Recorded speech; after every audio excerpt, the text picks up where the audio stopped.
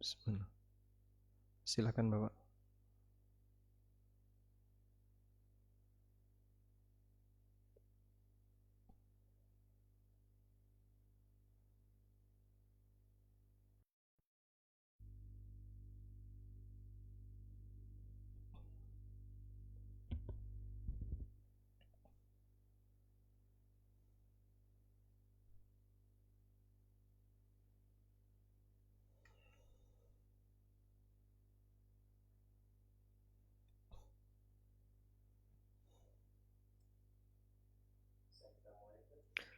Baik, silakan.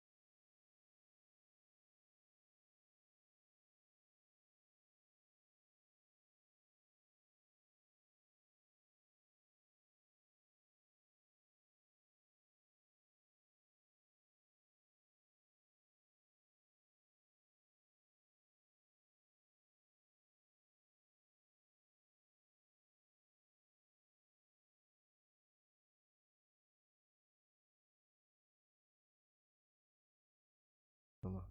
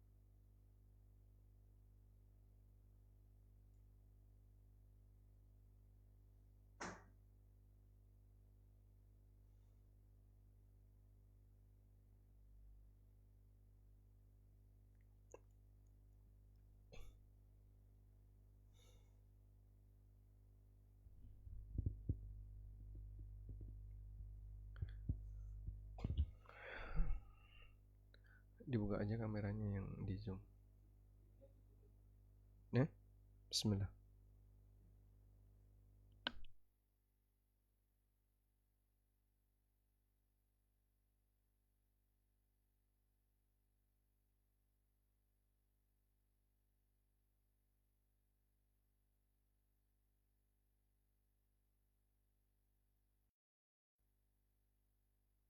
Waalaikumsalam warahmatullah. Suara jelas? Baik. Agak kecil. Agak kecil, Bang.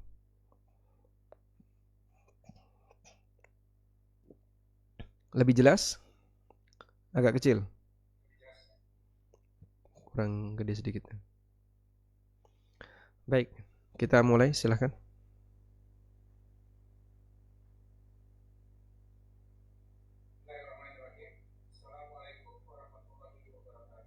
Waalaikumsalam.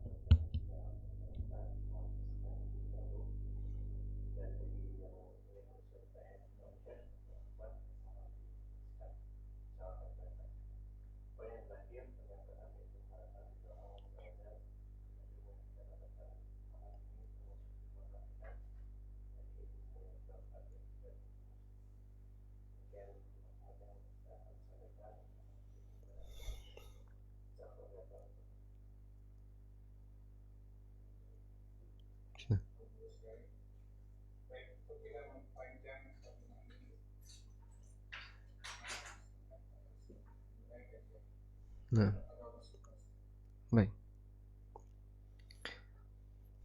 Udah. Assalamualaikum warahmatullahi wabarakatuh. Alhamdulillah wassalatu wassalamu ala Rasulillah wa ala alihi wa sahbihi wa mawalah. Wa ashhadu an la ilaha illallah wahdahu la syarikalah wa ashhadu anna Muhammadan abduhu wa rasuluh. Salawatu rabbi wa salamu alaihi wa ala alihi wa ashabihi wa man sara ala nahjihi wa stanna bi sunnatihi ila yaumil qiyamah. Alhamdulillah, puji syukur kita haturkan kehadirat Allah. Dialah zat yang mengendalikan hati para hambanya, dan Allah subhanahu wa ta'ala jadikan sebagian hambanya punya kepedulian terhadap aturan syariatnya.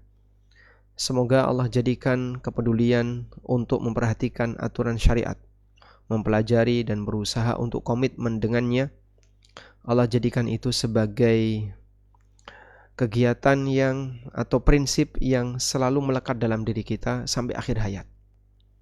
Karena kita tahu hidup sesuai dengan Islam dan hidup sesuai dengan sunnah adalah kunci dari kebahagiaan dunia dan akhirat. Sebagaimana yang pernah dikatakan oleh Imam Ahmad rahimahullah, man mata 'alal islami wa sunnah mata 'alal khairil kulli, mata 'alal khairi kulli. Barang siapa yang mati sebagai muslim ahlu sunnah, maka dia mati di atas semua kebaikan. Dan kita tahu bahwa posisi manusia berada di atas Al-Quran dan sunnah apabila dia komitmen dengan aturan Allah subhanahu wa ta'ala, baik dalam urusan ritual ibadah, dalam masalah muamalah, dalam masalah pengaturan harta, dalam masalah interaksi dengan sesama, dan seterusnya. Karena sebagai seorang muslim kita wajib menerima semua aturan Allah subhanahu wa ta'ala. Dan itulah pembuktian dari ikrar kita, raditu billahi rabba wa bil islami dina wa bi Muhammadin sallallahu alaihi wasallam nabiyan wa rasulah. Aku ridha Allah sebagai Rabbku, sehingga kita tidak menyembah kecuali hanya kepada Allah. Kita tidak berdoa kecuali hanya kepada Allah. Dan aku ridha Islam sebagai agamaku. Maka kita ketika sebagai muslim menerima semua syariat Islam. Tidak pilih-pilih, bukan hanya memilih yang menguntungkan, tapi kita menerima semuanya. Wa bi Muhammadin sallallahu alaihi wasallam nabiyyan wa rasulah. Dan kita juga ridha Nabi Muhammad SAW sebagai Nabi dan Rasul, sehingga sebagai konsekuensinya kita berusaha untuk mengikuti sunnah beliau sallallahu alaihi. Di bagian inilah penting untuk kemudian kita lihat seperti apa tugas seorang muslim terhadap syariat Allah Subhanahu wa taala. Kita tahu Allah Subhanahu wa taala menurunkan wahyu yang berisi syariat, dan tentu saja itu untuk dibumikan dalam arti ditunaikan dalam kehidupan sehari-hari. Oleh karena itulah, jika kita mengakui bahwa tujuan manusia diciptakan adalah dalam rangka untuk ibadah kepada Allah, dalam rangka untuk ibadah kepada Allah. Selanjutnya muncul pertanyaan, bagaimana definisi ibadah kepada Allah? Wa ma khalaqtul jinna wal insa illa liya'budun. Dan di surat Al-Baqarah ketika Allah menyampaikan kepada para malaikat, inni ja'ilun fil ardi khalifah. Manusia diciptakan untuk menjadi khalifah. Untuk menjadi khalifah. Pada definisi ibadah kepada Allah, intinya adalah taat kepada Allah. Dan taat itu bisa bentuknya melaksanakan perintah atau menjauhi larangan. Pada definisi manusia sebagai khalifah, maka dia punya tugas menerapkan aturan Allah.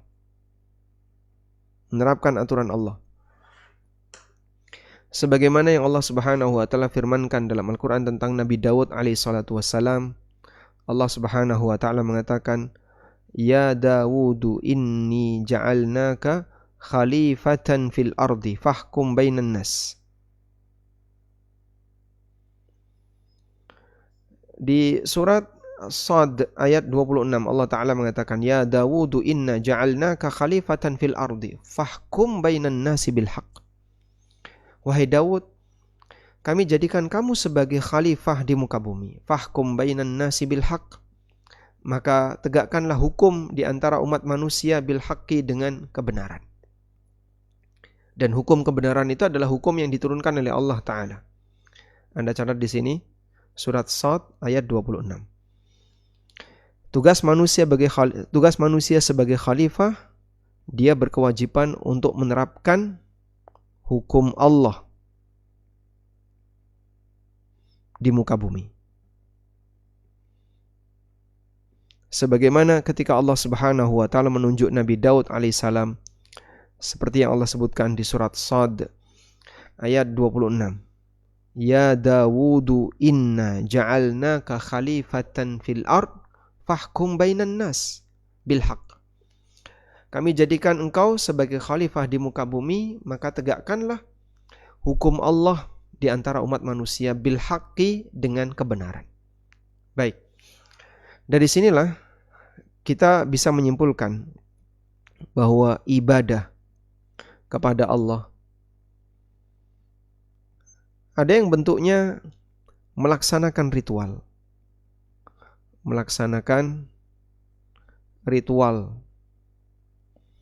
amalan, seperti salat, berzikir, berpuasa, membaca Al-Quran, membaca salawat, dan seterusnya. Ini bentuk ibadah kepada Allah yang bentuknya melaksanakan ritual. Dan ada bentuk ibadah yang kedua. Bentuk ibadah yang kedua adalah melaksanakan kewajiban, melaksanakan aturan Allah.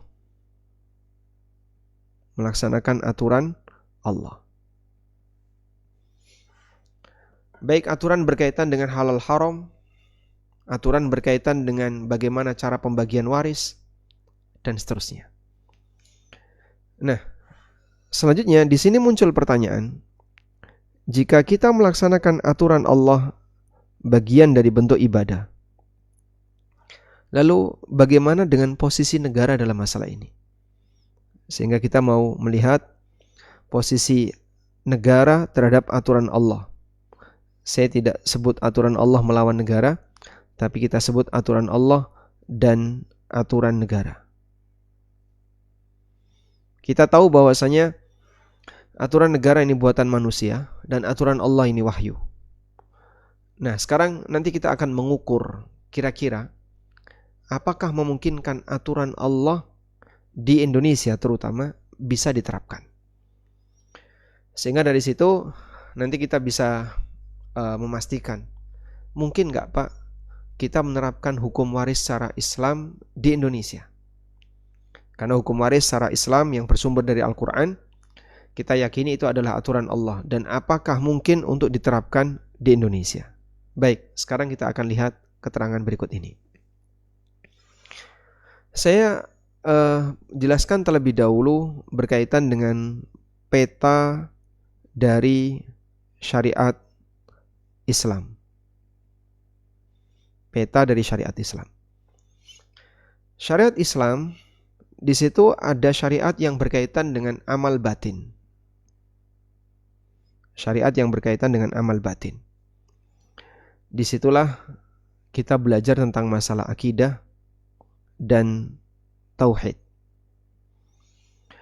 Bagaimana keyakinan yang harus kita bangun? Seperti apa prinsip akidah yang harus kita miliki? Syariat Islam menjelaskan itu. Dan Nabi SAW menjelaskan amal batin ini dalam keterangan beliau tentang rukun iman. Sehingga saat Jibril datang kepada beliau, kemudian berdialog dengan beliau dalam rangka untuk mengajarkan umat, Jibril bertanya kepada Nabi SAW, "Akhbirni anil iman." Jelaskan kepadaku tentang apa itu iman. Lalu Nabi SAW menjelaskan, "Antu'mina billahi wa malaikatihi wa kutubihi wa rusuli," sampai iman yang ke-6. 6 rukun iman. Maka semua kajian tentang masalah akidah adalah turunan dari 6 rukun iman ini. Anda mau bahas kajian akidah apapun, hakikatnya muaranya adalah kembali kepada 6 rukun iman ini. Baik. Kemudian, jika kita perhatikan bagaimana negara berperan berkaitan dengan rukun iman ini. Negara kita memberi kebebasan.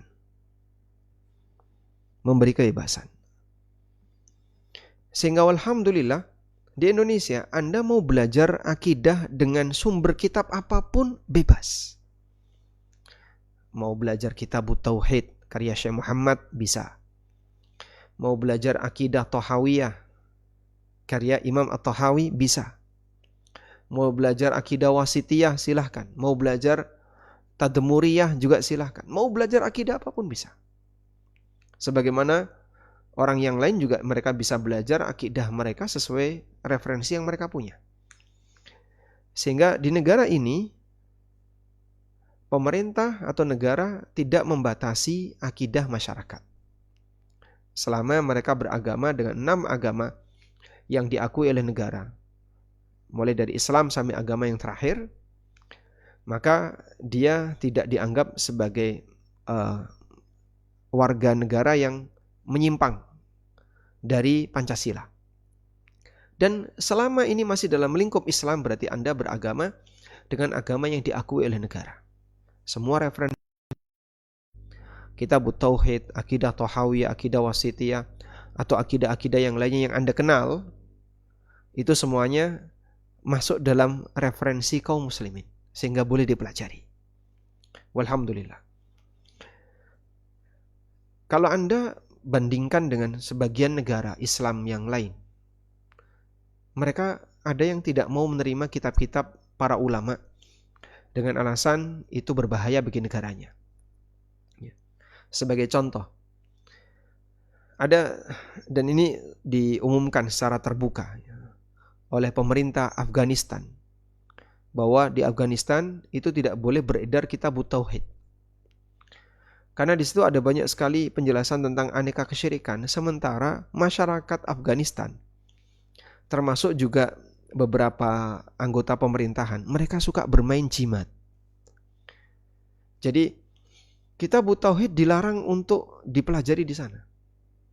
Nah, ini contoh negara Afghanistan sekarang itu mereka membatasi kaum muslimin tidak boleh mempelajari kitab-kitab tertentu. Sehingga ada referensi yang dilarang. Beda dengan di Indonesia. Anda mau belajar kitab akidah apapun, walhamdulillah, sahlun maftuh, mudah, terbuka, silahkan. Dan ini memberikan ruang bagi kita untuk banyak mendakwahkan akidah-akidah yang lurus. Sebelum perjanjian Hudaybiyah, gerak kaum muslimin itu lebih terbatas. Kenapa? Karena mereka ketika mengajarkan akidah kebenaran tentang Islam ditentang oleh orang-orang musyrik.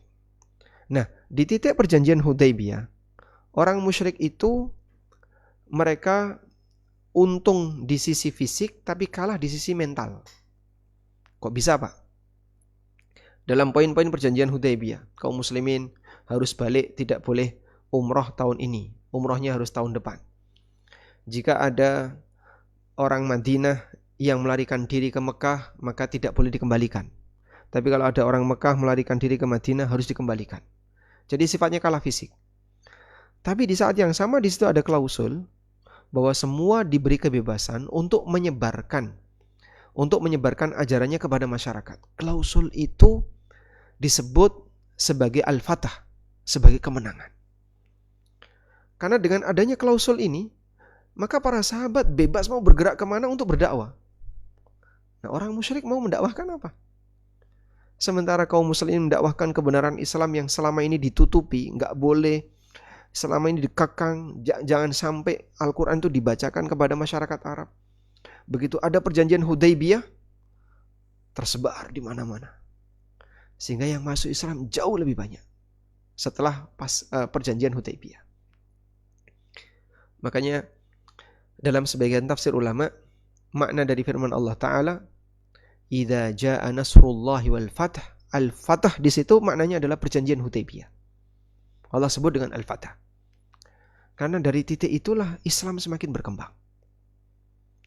Dan Anda bisa lihat, kaum muslimin pasca perjanjian Hudaybiyah jumlahnya makin banyak, sehingga pada saat Nabi SAW menaklukkan kota Mekah, beliau membawa pasukan yang sangat banyak. Yang sebelumnya itu ditahan. Ada sebagian suku yang mereka nggak berani untuk belajar Islam karena takut tekanan dari orang-orang musyrikin. Begitu ada perjanjian Hudaybiyah, mereka diizinkan. Terserah. Sehingga selain Mekah, orang mau pilih mana terserah. Mau belajar Islam silahkan, mau bertahan jadi musyrik silahkan. Itu keberuntungan dan kemenangan yang sejatinya yang dialami oleh kaum muslimin dalam perjanjian Hudaybiyah. Walaupun secara fisik kelihatannya kalah. Makanya waktu itu kan Umar emosi. Kenapa kita harus pulang? Bukankah kita di atas kebenaran? Tapi Nabi SAW menenangkan. Sehingga dari perjanjian Hudaybiyah itulah kaum muslimin sejatinya sedang mendapatkan kemenangan. Kenapa?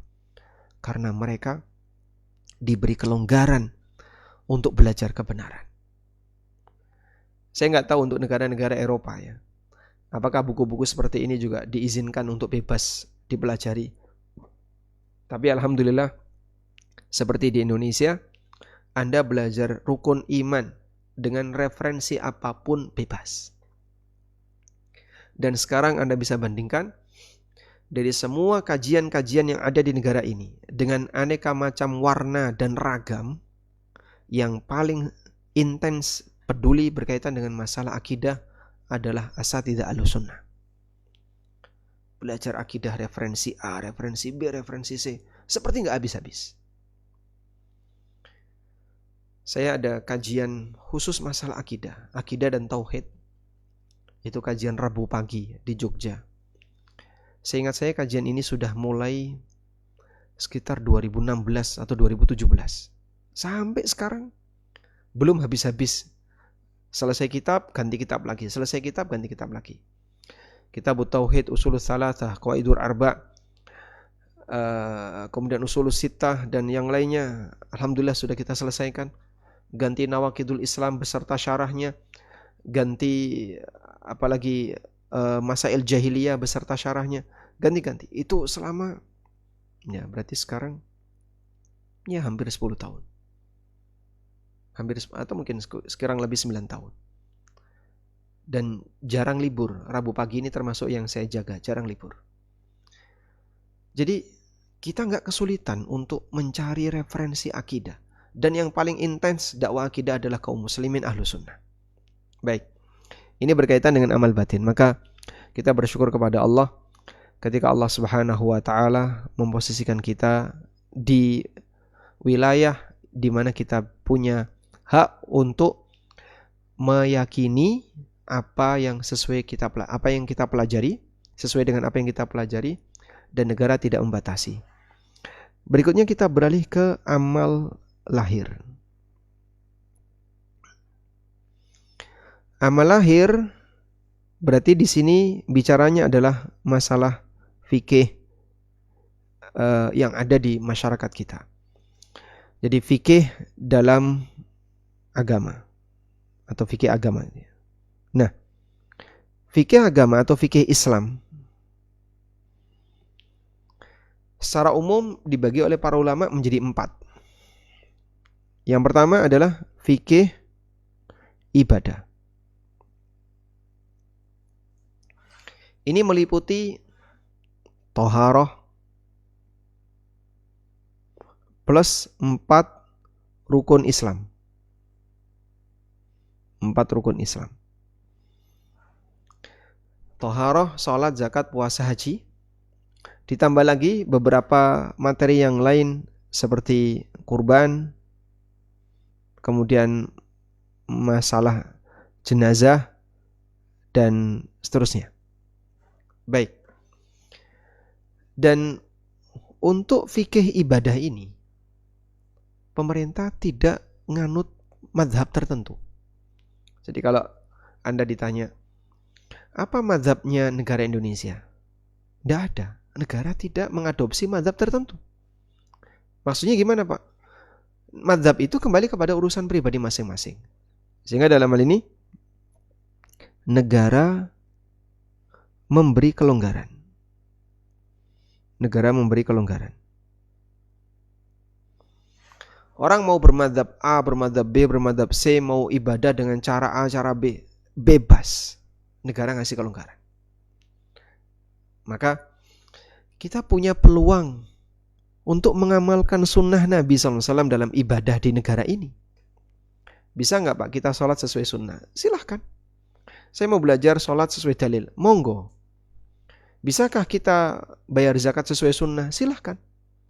Anda bisa dzikir sesuai sunnah, Anda bisa sholat sesuai sunnah, Jumatan sesuai sunnah. Semuanya bisa dikerjakan sesuai sunnah.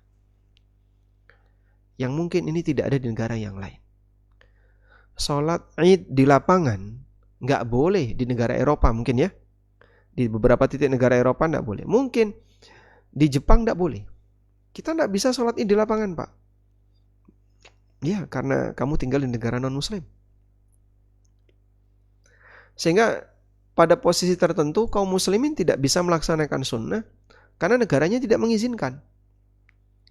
Dan walhamdulillah di Indonesia tidak dilarang. Orang mau sholat Id di lapangan, mau sholat Id di masjid, mereka diberi kelonggaran. Jadi di bagian ini negara Indonesia ngasih keleluasaan kepada penduduknya. Anda mau bermadzhab A, bermadzhab B, bermadzhab C, bebas. Baik. Yang kedua, fikih muamalah.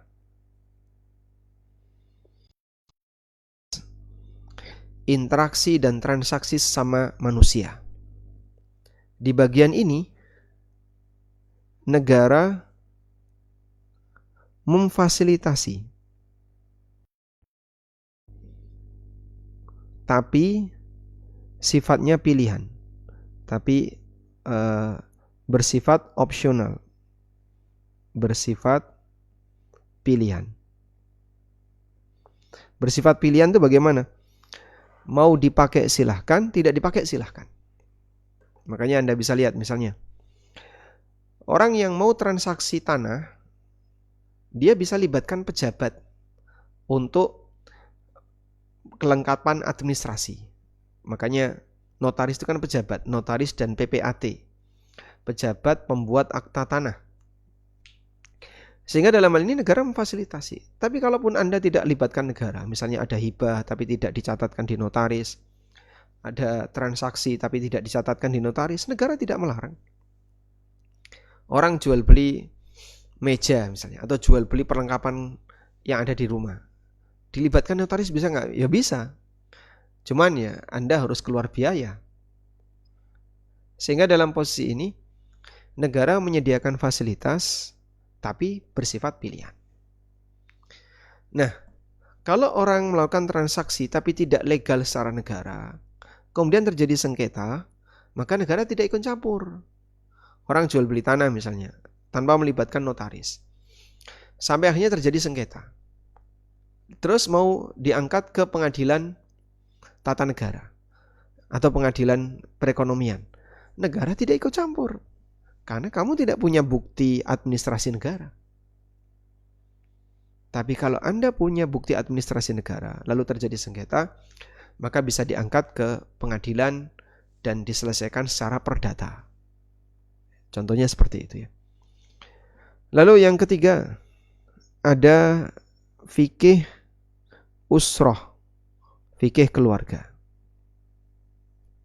Nah, di poin fikih keluarga, negara tidak membatasi. Maka kecuali pada titik tertentu ya, seperti batasan usia pernikahan, itu negara membatasi. Kemudian nikah dengan non-WNI, itu juga ada aturan yang lebih ketat. Kemudian nikah dengan beda agama, ada aturan yang lebih ketat. Jadi kalau dalam hal ini negara batasi untuk kemaslahatan. Ya, untuk kemaslahatan. Misalnya, usia minimal pernikahan 18 tahun.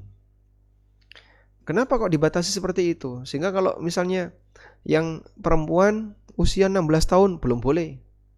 Tidak akan dilegalkan oleh negara. 17 tahun juga belum boleh, kecuali jika dia pengajuan ke pengadilan. Dan saya pernah baca berita kalau tidak salah 2023 atau 2024 ya. Antara kota Demak atau kota Kudus, banyak sekali wali murid yang dia mengajukan ke pengadilan agar pernikahan anaknya itu diizinkan di bawah umur. Jadi 17 tahun, 16 tahun.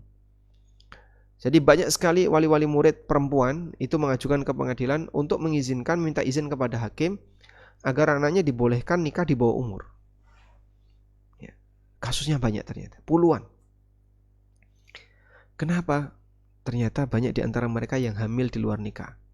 Jadi SMA kelas 1, SMA kelas 2 sudah hamil di luar nikah. Akhirnya orang tua ingin menutupi hal yang memalukan ini dengan cara dinikahkan resmi. Nah, cuman kan belum cukup umur. Dia belum 18 tahun. Nah, disitulah negara sebenarnya membatasi dalam rangka untuk kemaslahatan. Lalu negara juga memberi fasilitas.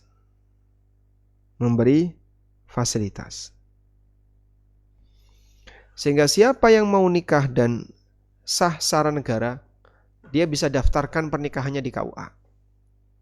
Dengan cara itu, maka kalau nanti ada masalah di belakang, dia bisa ajukan gugat cerai atau apa melalui pengadilan agama. Selama dia punya bukti pernikahan. Baik. Nah, dari semua ini, jika ada orang yang mengatakan, mungkin nggak Pak kita menerapkan fikih Islam di Indonesia? Jawabannya 100% untuk 1, 2, 3 ini bisa. Dalam masalah ibadah bisa. Fikih muamalah bisa. Maka saya misalnya mengajar tentang fikih muamalah. Bagaimana cara jual beli yang benar, bagaimana akad sewa menyewa yang benar, bagaimana akad kerjasama yang benar dan seterusnya. Bisakah ini diterapkan di Indonesia? 100% bisa. Oh, tapi Pak, negara kan melegalkan riba, sehingga perbankan itu menjadi salah satu dari roda perekonomian negara. Iya, memang negara dalam hal ini mengizinkan perbankan ribawi tetap bertahan dan menjadi bagian ekonomi. Tapi itu kan sifatnya pilihan. Artinya negara tidak mewajibkan. Kita tidak tahu kalau ada undang-undang yang mewajibkan. Transaksi di atas 100 juta wajib melalui bank. Ada nggak kayak gitu? Tidak ada. Sehingga negara tidak memaksa Anda untuk transaksi riba.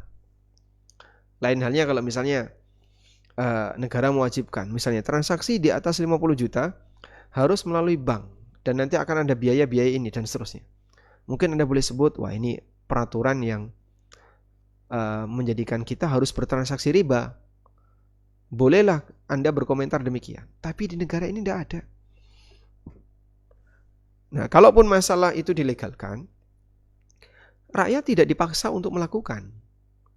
Sehingga kalau kita mengukur tingkat kemungkinan diri kita sebagai seorang muslim untuk menerapkan syariat ekonomi syariah itu di negara ini, apakah mungkin? Mungkin. Walaupun barangkali tidak bisa secara makro. Tapi secara pribadi, aktivitas pribadi, transaksi pribadi masih bisa kita lakukan. Bisa nggak Pak kita menerapkan fikih usrah, fikih keluarga yang diajarkan oleh Al-Quran dan hadis? Sangat bisa. Walhamdulillah. Makanya kalau sampai ada orang yang berkomentar, Indonesia kan tidak menganut asas negaranya bukan asas Islam. Jadi tidak mungkin bisa menerapkan syariat Islam. Nah, yang kamu lakukan selama ini sholat 5 waktu itu apa? Kau bisa Jumatan, kau bisa berkorban menyembelih sendiri sesuai sunnah. Teman-teman yang ada di Jepang, Anda kalau korban di sini bisa nggak? Ya tidak bisa Pak, harus di RPH.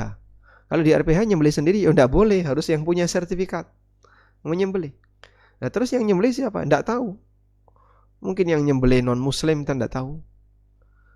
Jadi ya tidak mungkin kita korban di sini. Bisanya tidak jelas juga siapa yang nyembelih. Kalau non muslim yang menyembelih korban kita gimana coba? Walhamdulillah di negara Indonesia nyembelih sendiri bisa, di pelataran masjid, di lapangan bisa. Di negara yang lain tidak boleh kayak gitu.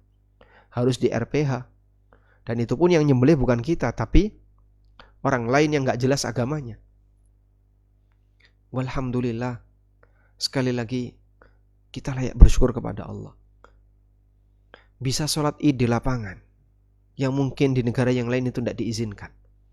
Maka kalau sampai ada orang yang terlalu suudzon kepada negaranya, ini tentu saja tidak dibenarkan. Sebab negara tidak membenci agamamu. Tapi memang negara mengatur hal tertentu yang itu tujuannya adalah untuk kemaslahatan bersama. Nah, ada satu lagi yang tadi kan ada 4 ya. Fikih Islam kan ada 4 kajian.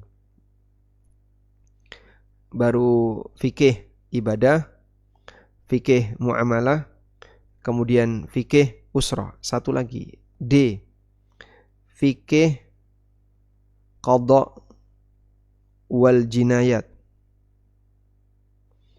Fikul qadha wal jinayat. Fikih seputar masalah peradilan dan tindak kriminal dalam Islam. Di sini kita bicara tentang masalah peradilan dan kriminal.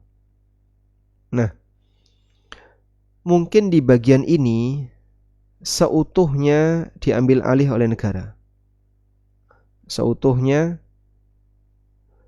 diambil negara. Sehingga di bagian inilah syariat Islam memang belum bisa diterapkan. Jadi kalau Anda mengenal ada hukuman had, di sini tidak diberlakukan. Seperti potong tangan, cambuk, rajam, kemudian kisos, di sini tidak diberlakukan.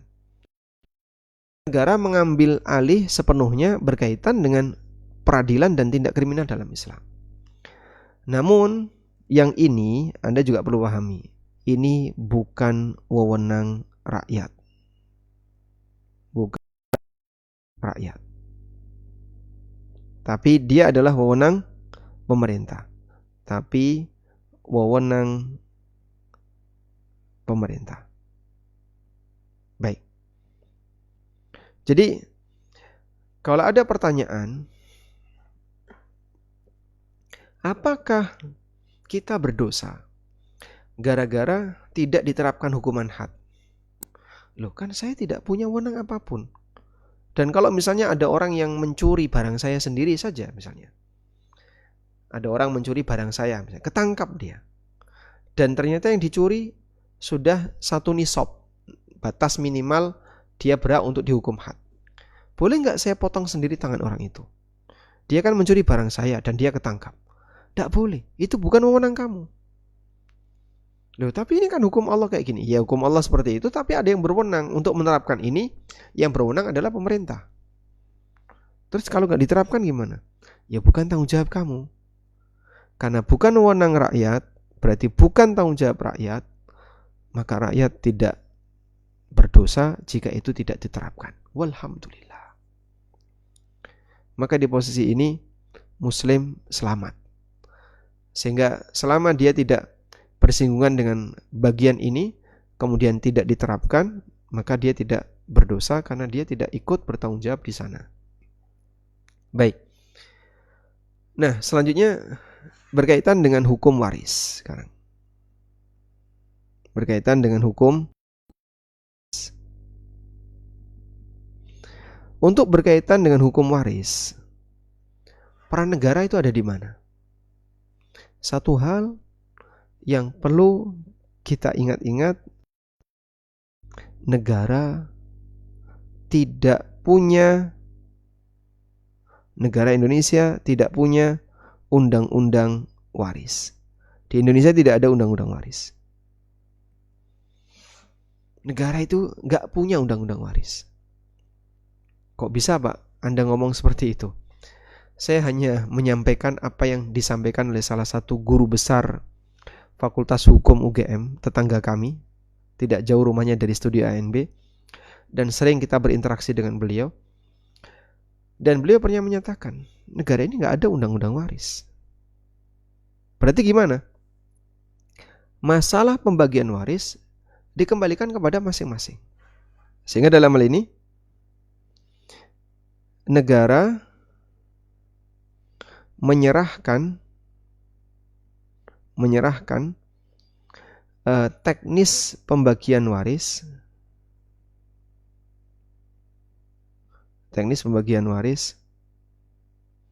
kepada masing-masing warganya, kepada masing-masing warga. Sehingga Anda mau pakai hukum agama, mau pakai hukum adat, mau pakai hukum Belanda, mau pakai hukum siapapun, terserah. Selama tidak terjadi sengketa. Nah, sehingga dalam hal ini negara memberikan kelonggaran. Kecuali jika terjadi sengketa. Jika terjadi sengketa, maka di situ negara bisa dilibatkan. Kalau terjadi sengketa. Dan negara baru terlibat jika dilibatkan. Kalau tidak dilibatkan, maka negara tidak terlibat. Makanya kalau orang bisa bagi waris tanpa ada sengketa, gak melibatkan negara pun bisa. Loh, tapi Pak, itu kan ada turun waris dan seterusnya harus lewat notaris. Ya, itu proses administrasi. Tapi secara teknis pembagian bebas. Sehingga misalnya ada orang yang punya kesepakatan dengan seluruh saudaranya, udahlah kita bagi rata aja, wes laki perempuan sama, gitu ya. Sudah sepakat, tanah ini kita pecah-pecah dengan ukuran yang rata. Sawah 1 hektar dibagi 6 anak. Sangat mungkin, terlepas dari dia melanggar aturan syariat ataukah tidak. Tapi dalam hal ini, jika tidak terjadi sengketa, negara tidak akan terlibat. Lalu tinggal nanti kelengkapan administrasinya, karena nanti akan atas nama masing-masing ahli waris, sehingga harus melibatkan PPAT, tanah. Baik. Nah, dalam hal ini Muslim berpeluang, Muslim berpeluang menerapkan aturan Quran dalam pembagian warisan. Jadi kalau ada orang yang bertanya, mungkinkah kita bisa menerapkan aturan Quran dalam pembagian waris? Sangat mungkin. Kenapa tidak? Jadi kalau 2:1 itu tidak melanggar negara? Ya tidak. Negara tidak punya undang-undang. Negara tidak punya undang-undang, sehingga tidak punya undang-undang waris dalam hal ini. Maka kau mau bagi rata, kau mau bagi 2:1 laki perempuan, negara tidak akan menganggap itu sebagai tindakan pelanggaran undang-undang karena tidak ada undang-undangnya. Jadi kalau Muslim berpeluang menerapkan aturan Al-Quran dalam bagi waris, berarti bagi Muslim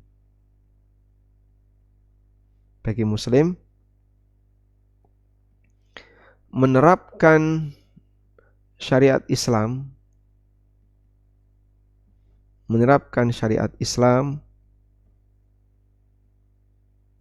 dalam bagi waris adalah kewajiban. Kenapa bisa kita sebut kewajiban? Kamu tidak punya kendala apapun untuk menerapkan ini. Jadi kenapa kok ditolak? Sehingga kalau ada orang yang menolak, berarti itu menolak atas inisiatif dia sendiri. Bukan karena dilarang oleh negara, bukan karena terdesak oleh aturan negara. Tidak ada.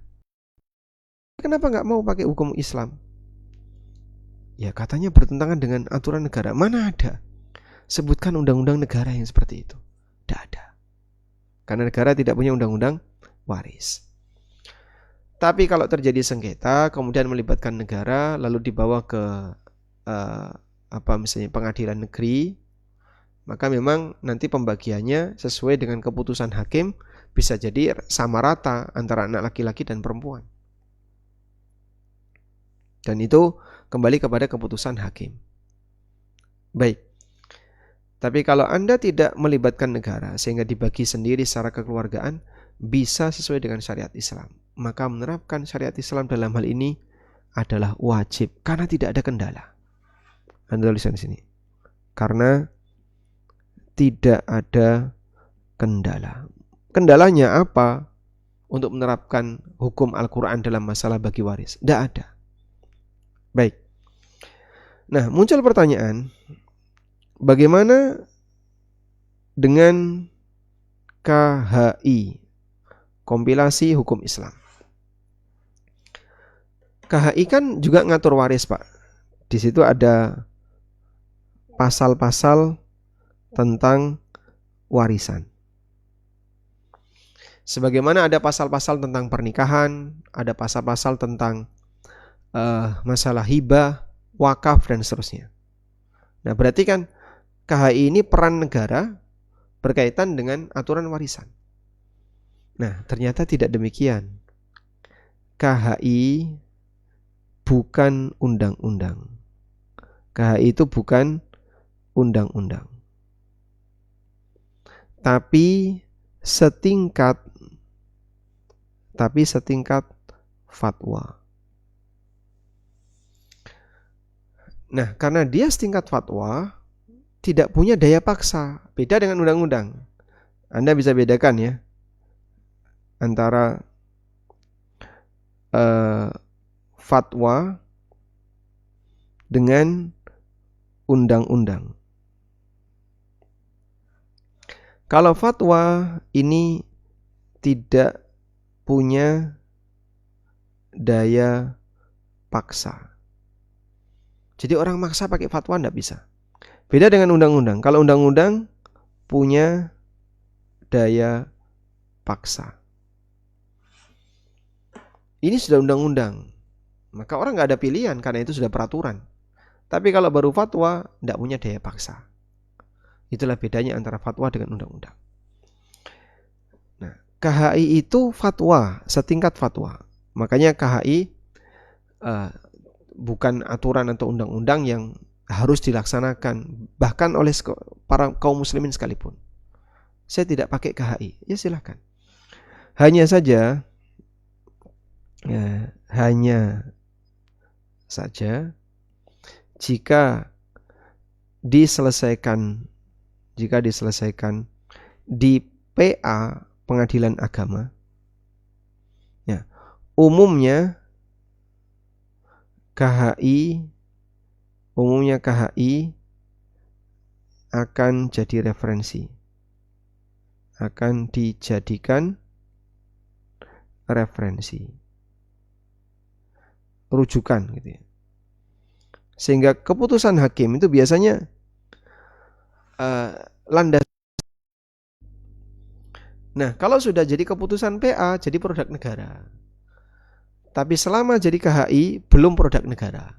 Itu hanyalah kesepakatan banyak ulama di masa silam yang kemudian merumuskan apa saja aturan-aturan yang bisa diterapkan di negara ini untuk kaum muslimin. Jadilah KHI. Tapi kalau sudah diselesaikan di PA, kemudian diputuskan dengan menggunakan KHI yang umumnya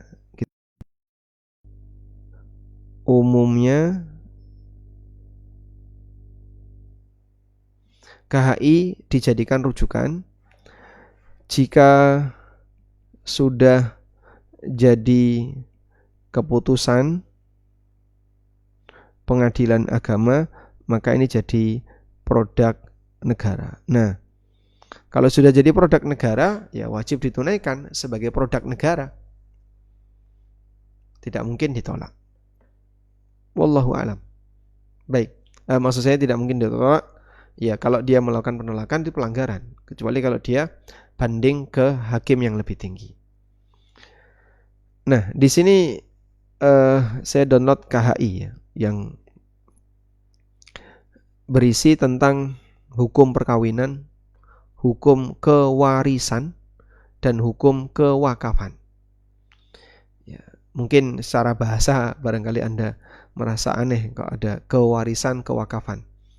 Nah, di KHI itu ada beberapa hukum seputar masalah warisan, dan itu di pasal 190-an ya. Ini contohnya. Dan ternyata di hukum-hukum masalah warisan kemudian ada bab tentang ahli waris dan seterusnya, saya sempat baca tadi. Insya Allah secara umum ini seperti penerjemahan Al-Quran.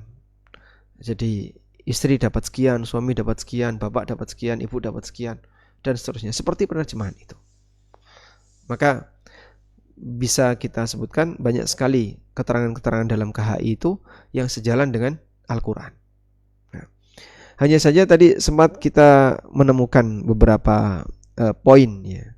Beberapa poin yang mungkin ya boleh saja kita tidak setuju karena ini adalah fatwa ya. Tadi saya sempat sedikit catat ya. Beberapa poin diantaranya di pasal 185.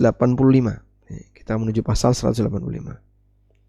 Nah, di sini ada keterangan ahli waris yang meninggal lebih dahulu daripada si pewaris, maka kedudukannya dapat digantikan oleh anaknya, kecuali mereka yang tersebut di pasal 173. Pasal 173 itu berkaitan dengan pelanggaran yang menghalangi warisan seperti pembunuhan. Ya. Bagi ahli waris, pengganti tidak boleh melebihi dari ahli waris yang sederajat dengan yang diganti. Tidak boleh melebihi dengan ahli waris yang sederajat yang diganti. Baik. Nah, aturan ini membuka ruang hijab itu jadi nggak berlaku. Sebagai contoh ya, A, B punya 3 anak. Misalnya perempuan, dah, kemudian laki-laki 1, laki-laki 2. Begini. Baik. Anak perempuan ini punya 2 anak. Ya. Misalnya X dan Z, atau jangan X dan, misalnya Q dan R. Ini perempuan, ini laki-laki. Sedangkan anak laki-laki 1 punya 1 anak. Misalnya D laki-laki. Anak laki-laki 2, dia punya 1 anak, X perempuan. Udah. Anak perempuan meninggal tahun 2020. Nah, selanjutnya A sebagai ayah meninggal tahun 2025. Apakah P dapat warisan? Apakah P dapat warisan? Kita mengatakan tidak. Loh, kenapa tidak? Kan itu anaknya, kan dia sudah mati. Sehingga saat A mati, P sudah nggak ada. Apakah P dapat warisan dari si A? Jawabannya tidak. Tidak dapat. Kenapa tidak dapat? Karena P dalam hal ini sudah meninggal. Karena dia sudah mati. Gitu. Nah, di KHI tadi Q dan R ini naik menggantikan P. Padahal kan di sini ada L1 dan L2 yang itu menyebabkan Q dan R jadi terhijab. Karena cucu tidak mendapatkan warisan selama masih ada anak laki-laki. Wallahu alam. Lalu juga di pasal 190 ya. Di pasal 190 ini berkaitan dengan masalah gonogini. Bagi pewaris yang beristri lebih dari seorang, maka masing-masing istri berhak mendapatkan bagian atas gonogini dari rumah tangga dengan suaminya. Sedangkan keseluruhan bagian pewaris adalah menjadi hak para ahli warisnya. Sehingga berkaitan dengan gonogini ini masih berlaku. Maka saat seseorang meninggal, harta pernikahan tuh diparuh dulu. Bahkan 50%. Setelah itu dijadikan sebagai hak para istri. Kalau istrinya satu ya dimiliki satu orang, kalau istrinya banyak dibagi beberapa orang. Nah, nanti sisanya menjadi bagian pewaris, menjadi hak para ahli waris yang lainnya. Baik. Selanjutnya di 209. Nah, di pasal 209 ini ada pembahasan seputar wasiat wajibah. Nah, di sini ternyata KHI memberikan pembelaan untuk anak angkat. Harta peninggalan anak angkat dibagi berdasarkan pasal 176 sampai dengan pasal 193 tersebut di atas. Sedangkan terhadap orang tua angkat yang tidak menerima wasiat diberi wasiat wajibah sebanyak-banyaknya sepertiga dari harta wasiat anak angkatnya. Terhadap anak angkat yang tidak menerima wasiat diberi wasiat wajibah sebanyak-banyaknya sepertiga dari harta wasiat orang tua angkatnya. Semoga bisa paham ya. Jadi begini, A dan B tidak punya anak. Terus dia angkat seorang anak X laki-laki. Nah, setelah dia ngangkat X anak laki-laki, A meninggal dunia. Dia punya saudara. Tapi dia tidak pernah berwasiat untuk X. Padahal ini anak angkat. Jadi di sini saya tulis ya, anak angkat. Dia tidak berwasiat untuk X. Apakah X dapat? Ya pada asalnya nggak dapat. Nah, disitulah ada wasiat wajib. Maka walaupun si A tidak berwasiat, maka dia wajib berwasiat. Walaupun wasiatnya tidak ada, disebut dengan wasiat wajibah.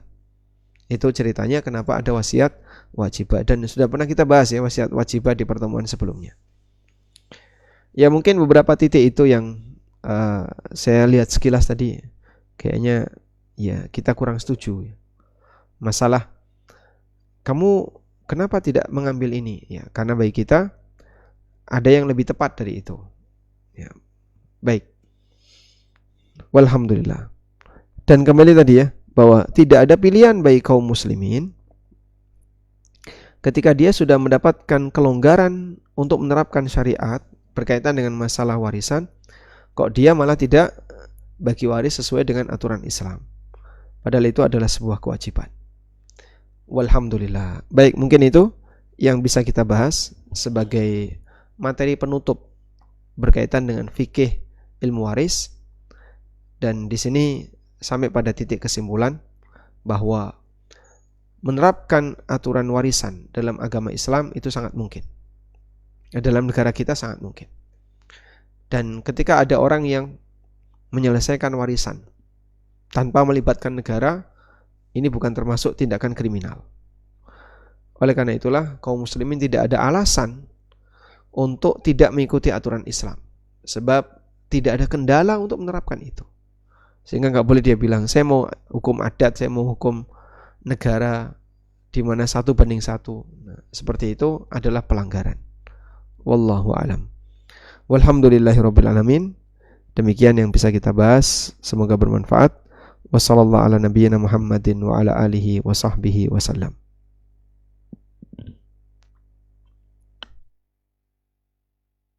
Alhamdulillah, kita sudah menyelesaikan pembahasan materi mengenai pandangan tentang hukum waris dari posisi aturan agama dan aturan negara. Baik, kita buka sesi tanya jawab. Anda silakan pada jamaah jika ingin bertanya langsung kepada Ustadz bisa menggunakan fitur raise hand sehingga kami akan persilakan untuk bertanya.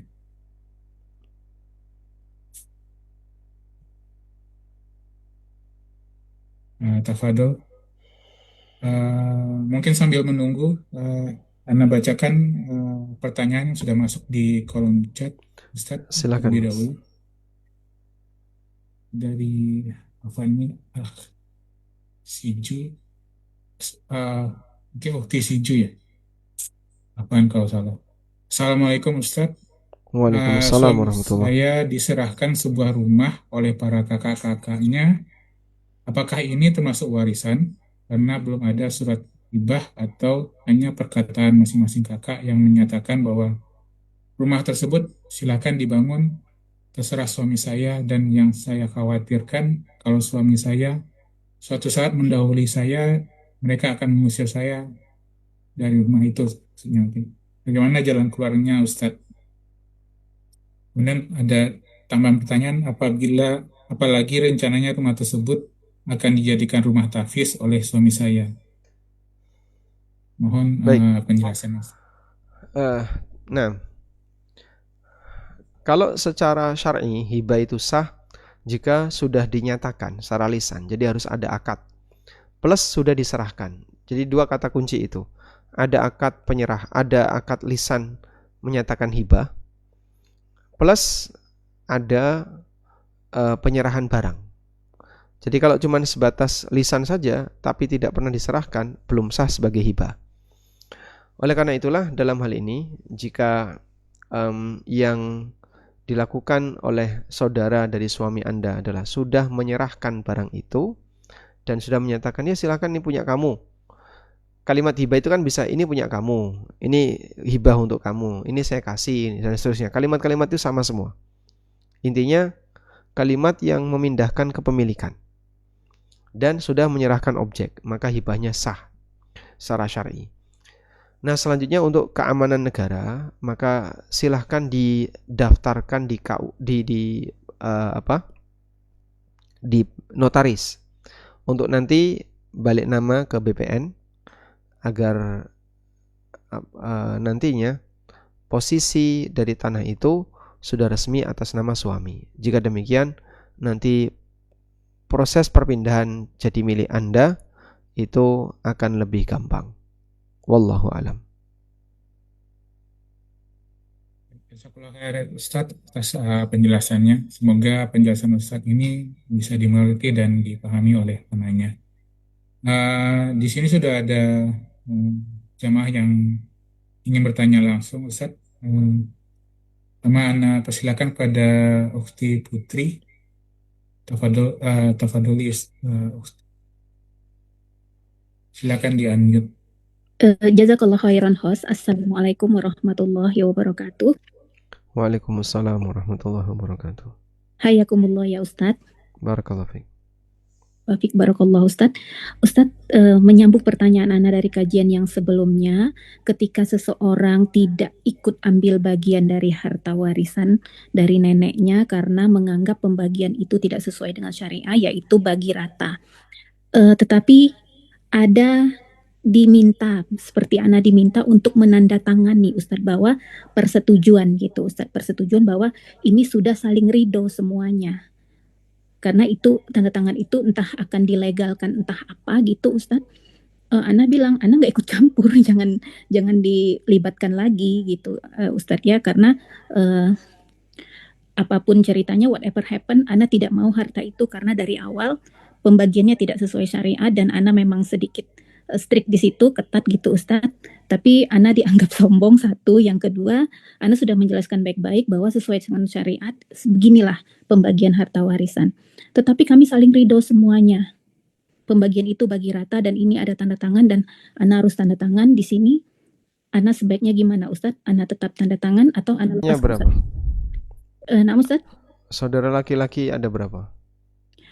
Itu dari nenek Ustadz, saudara laki-lakinya sudah meninggal semua Ustadz, anak nenek yang laki-laki. Sisa yang perempuan satu aja Ustadz. Ada cucu-cucunya Ustadz. Bagi rata antar siapa? Antar cucu-cucunya Ustadz. Antar cucu? Iya Ustadz. Nah Ustadz. Ya, saya tidak bisa nge-track karena datanya nggak lengkap ya. Cuman gini, jika di situ seharusnya pembagian 2:1, gitu ya. Lalu di posisi Anda sebagai orang yang dikurangi. Yang dikurangi itu berarti saya seharusnya dapat sekian, tapi kok jadi dapat sekian karena kesepakatan harus dibagi rata. Maka jika Anda ridho, tidak masalah. Tapi kalau Anda tidak ridho, ya Anda berhak untuk itu. Ini yang pertama. Yang kedua, jika posisi Anda sebagai orang yang mendapatkan kelebihan. Sebagai anak perempuan seharusnya dapat sekian, tapi saya dikasih sekian lebih banyak karena jatah yang laki-laki tadi diserahkan kepada anak perempuan ini. Nah, dalam posisi ini harus minta kerelaan yang betul-betul rela dari pihak lelaki tadi. Jadi pihak lelaki ini gimana? Rela, ridho nggak? Ridho 100%, ya sudah. Alhamdulillah, kalau ridho 100%, maka insya Allah tidak masalah bagi anak perempuan untuk ikut mengambilnya. Jadi diperbolehkan laki dan perempuan untuk menyerahkan haknya saudara laki-laki kepada yang perempuan, walaupun dia belum menerima. Belum menerima itu ya belum diserahkan, karena waris itu otomatis sudah pindah hak milik. Begitu orang tua meninggal, otomatis waris itu pindah hak milik jadi milik ahli waris. Nah, terus ahli waris laki-laki, ya sudah, saya serahkan jatah saya kepada adik saya yang perempuan dan seterusnya, hukumnya boleh. Wallahu a'lam. Afwan Ustadz, jadi case-nya begini Ustadz, dari awal kesepakatannya bagi rata Ustadz. Jadi baik ridho nggak ridho, pokoknya bagi rata. Iya Ustadz, bagi rata karena nanti bagi yang nggak ridho, ya, dia berhak untuk bertahan. Saya nggak ridho. Baik. Oh, berarti Ana udah tepat ya Ustadz, keputusan Ana tidak ikut mendatangi pertemuan keluarga dan lain-lain gitu ya Ustadz ya, karena tapi nanti mereka akan tertahan legalnya. Jadi Anda dengan sikap seperti ini, mereka nggak bisa ngapa-ngapain dengan harta waris itu. Nah, Ustadz. Dan ini bagian dari keberkahan yang tertahan. Makanya kalau sekiranya ibu tidak harus bertahan untuk tidak ridho, misalnya, ya sudahlah, daripada nanti kasihan semua, Pak. Jadi banyak orang yang tidak mendapatkan manfaat, ya Anda sebaiknya ridho saja, setuju. Di posisi Anda dikurangi. Kalau di posisi Anda dilebihkan, harus minta izin ke saudara laki-laki. Oh, nah, Ustaz. Jazakallah khairan, Ustaz. Ya, saya sarankan kumpul keluarga bareng, undang ustadz yang bisa ngasih penjelasan yang lebih tepat dalam masalah ini. Baik. Sedikit lagi Ustadz, anak dari awal tuh sudah memutuskan tidak ambil bagian Ustadz, tapi hanya diminta persetujuan bahwa kami ini bagi rata nih, Anda tidak ikut gitu Ustadz. Jadi anak dianggap, apakah anak menandatangani itu, dianggap anak menyetujui perkumpulan mereka yang dari awal sudah bagi rata gitu Ustadz. Anak takutnya kena dosa di situ Ustadz, karena pembagiannya tidak sesuai syariat Ustadz. Padahal anak sudah Ya, ya, menyampaikan Ustadz. ya ini perlu lihat dulu case-nya. Karena tidak sesyariat itu di posisi ketika ada laki-laki yang terdolimi. Saya harusnya tidak mau saya segitu, saya maunya 2 kali. Nah, tapi dipaksa untuk setuju. Nah itu beda lagi. Dengan ya saya tak serahkanlah jatah saya kepada saudara saya. Itu beda. Dan dah kita bagi rata ya. Setelah kita tahu masing-masing jatah, terus kita serahkan, biar nanti adik-adik juga dapat dengan nilai yang sama, setuju, insya Allah tidak masalah. Oh, nah Ustadz. Jazakallah khairan nasihatnya Ustadz. Barakallahu fiik Ustadz. Fi amanillah. Assalamualaikum warahmatullahi wabarakatuh. Waalaikumsalam warahmatullahi wabarakatuh. Baik, ada lagi satu yang ingin bertanya langsung, Ustaz. Fadoli Munuha. Baik, Assalamualaikum warahmatullahi wabarakatuh. Assalamualaikum Waalaikumsalam Ustaz. warahmatullahi wabarakatuh. Ini ada titipan pertanyaan Ustaz. Bismillah. Ayah mertua meninggal dan mewariskan perusahaan yang masih berjalan. Saat ini laba dari perusahaan dipotong dana darurat perusahaan, lalu tabungan keluarga dan sedekah. Baru dibagi ke ibu mertua maksudnya sesuai dengan jumlah permintaan ibu, dan sisanya dibagi 3. 2 bagian untuk suami dan 1 bagian untuk kakak perempuan. Apakah pembagian harta waris seperti ini sudah sesuai syariat Ustadz, dan kalau tidak sesuai syariat apa hukumnya? Apa hukumnya? Yang kedua, apa hukumnya jika ibu mertua tetap meminta uang nafkah seperti yang biasa diberikan oleh ayah mertua, selayaknya sebelum ayah meninggal, dengan dalih atas keridhaan anak-anak? Anak-anak iya saja karena tidak enak menentang ibu. Uang tersebut diambil dari laba perusahaan. Coba ditahan dulu. Ya, saya kehilangan data. Baik, kita bahas yang pertama dulu ya. Anda tadi menyebutkan tentang perusahaan, warisan perusahaan ya. Yes. Warisan berupa perusahaan. Baik. Ini kan tidak dipecah ya perusahaan ini. Jadi tetap dimiliki bersama seluruh ahli waris. Ahli warisnya tadi siapa? Ada ibu mertua, kemudian ada suaminya dan 1 orang kakak perempuan. Istri, anak laki-laki, saya terjemahkan ya.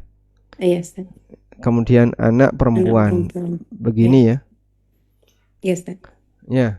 Jadi objek warisan yang tidak dipecah itu jadi mal mustarok namanya, harta milik bersama. Berarti nanti hasilnya juga milik bersama. Jadi objek waris di sini jadi milik bersama. Berarti nanti hasilnya juga dia milik bersama. Baik. Terus hasil ini dibagi berdasarkan apa Pak? Ya berdasarkan porsi jatah masing-masing. Kalau seperti ini ahli warisnya berarti istri dapat 1/8. Kemudian yang ini 7/8 dibagi 2/1. Kalau seperti ini insya Allah sudah benar. Begitu?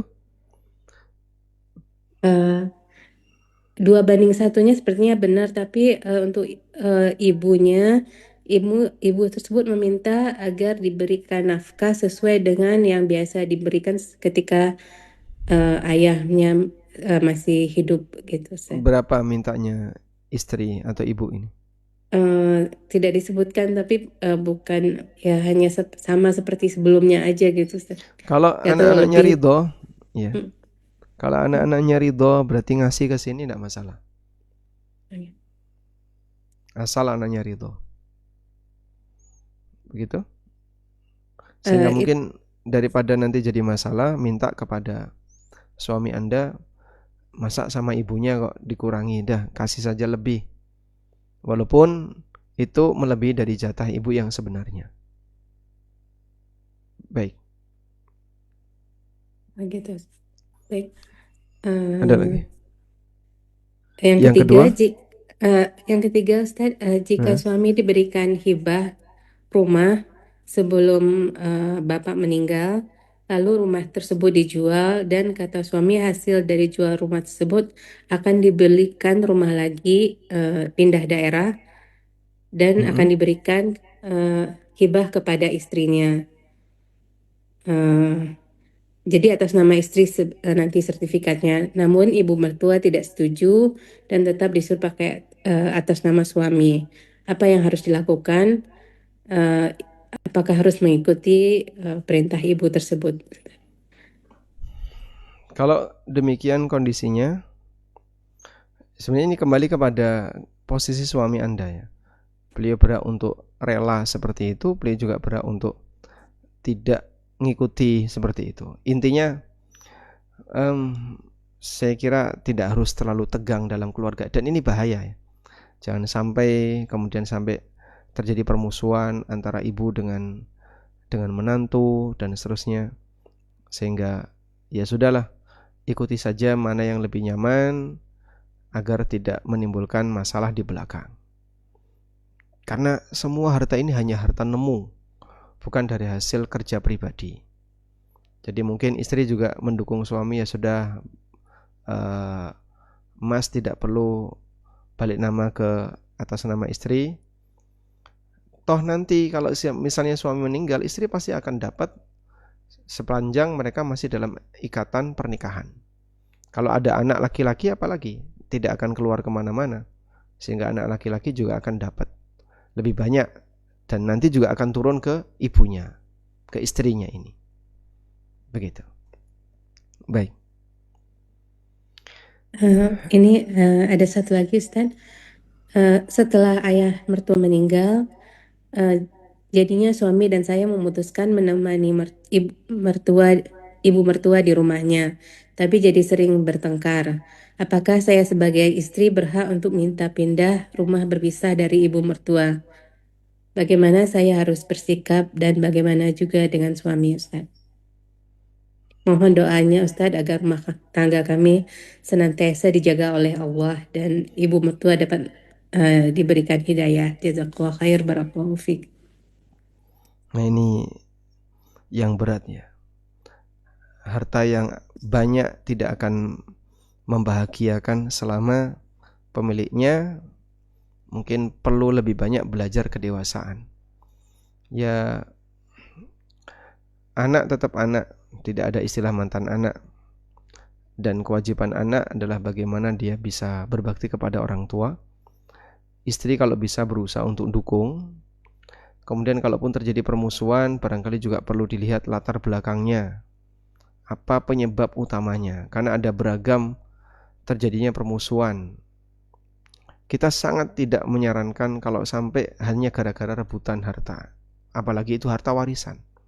Mending gak punya warisan daripada punya warisan tapi rebutan. Jadi barangkali juga perlu belakang sampai terjadi pertengkaran dan seterusnya. Namun kalaupun misalnya istri bersabar untuk bisa tetap merawat ibu mertua walaupun mungkin beliau emosional, insya Allah akan mendapatkan pahala yang besar. Ingat, mereka itu orang tua yang terkadang kembali seperti anak-anak mentalnya. Tapi kalau misalnya ini nggak bisa ditoleransi, ya, mungkin istri punya hak untuk tidak tinggal bersama dengan ibu mertuanya. Dan ya seperti ini mungkin perlu ada pihak ketiga yang bisa mendamaikan atau membuat keputusan yang lebih bijak. Wallahu alam. Baik, mungkin itu Bang Andre. Ini coba kita baca satu pertanyaan saja lewat chatnya. Baik, Ustaz Fadol. Nah, ini ada ya yang masuk di kolom chat dari Ukti Fitria Ramadona. Assalamualaikum Ustadz. Izin Waalaikumsalam bertanya. warahmatullah. Ya, saya berencana menikah lagi. Kami anak-anaknya meminta ayah kami untuk membuat wasiat. Kami bersaudara terdiri dari 3 anak perempuan dan 1 anak laki-laki. Pertanyaannya, apakah wasiat bisa dibuat saat ayah saya masih dalam keadaan sehat? Kedua, apakah setelah ayah saya resmi menikah, ibu sambung kami mendapatkan bagian? Yang ketiga, kalau memang ibu sambung kami mendapat bagian, bagaimana pembagian dengan anak-anak kandung? Yang pertanyaannya. Baik, waalaikumsalam warahmatullah. Apakah wasiat boleh dibuat saat ayat masih sehat? Jawabannya boleh. Wasiat itu boleh masih sehat, boleh ketika sakit, bebas ya. Karena wasiat itu intinya adalah rencana yang diinginkan oleh seseorang untuk ditunaikan pasca wafat. Dan Nabi SAW menyebutkan mahakkum ri'in muslimin lahu ayyusi ayyabita thalatha layalin illa wa kanat wasiyatuhu indah. Tidak dibenarkan sebagai seorang muslim dia menginginkan untuk berwasiat tertentu, dia biarkan tanpa ditulis, dia biarkan selama 3 hari tanpa ditulis. Ibnu Umar ketika mendengar hadis ini, beliau langsung nulis wasiat. Pada waktu itu beliau masih muda. Yang kedua, jika sah nikah, maka nanti istri dari ayah, istri yang baru ini akan dapat jatah 1/8. Dan anak-anak gak perlu takut, nanti jatah kami jadi berkurang. Subhanallah. Itu adalah harta ayahnya. Menghalangi ayahnya untuk nikah lagi dan takut ayahnya nikah lagi nanti mengurangi jatah hartanya. Dan kalau emang itu adalah kebahagiaan sang bapak, seharusnya anak dukung. Sebagaimana dulu ketika anak pengen nikah, dia minta dukungan bapak. Maka bapak pengen nikah, anaknya dukung. Biar keluarganya ini nyaman. Kemudian kalau ibu sambung dapat, bagaimana dengan pembagian anak-anak kandung? Ya tetap dapat. Dan anak kandung tetap dapat lebih banyak. Apalagi di sini 3 anak perempuan, 1 laki-laki. Keberadaan anak laki-laki menyebabkan tidak keluar. Dan nanti ibu sambung cuma dapat 1/8, 12,5%. Tidak lebih dari itu. Walhamdulillah. Jadi relakan saja. Tidak perlu keberatan, apalagi gandoli, nanti warisan ada yang kurang dan seterusnya. Itu sama sekali tidak menambah dan mengurangi jatah rezeki kita. Wallahu a'lam. Baik, demikian. Semoga apa yang kita bahas ini bermanfaat. Wassallallahu ala nabiyyina Muhammadin wa ala alihi wa sahbihi wasallam. Wa akhiru da'wana alhamdulillahi rabbil alamin. Wassalamualaikum warahmatullahi wabarakatuh. Assalamualaikum warahmatullahi wabarakatuh. Syukran Ustaz, barakallahu fiik. Jazakumullah khair.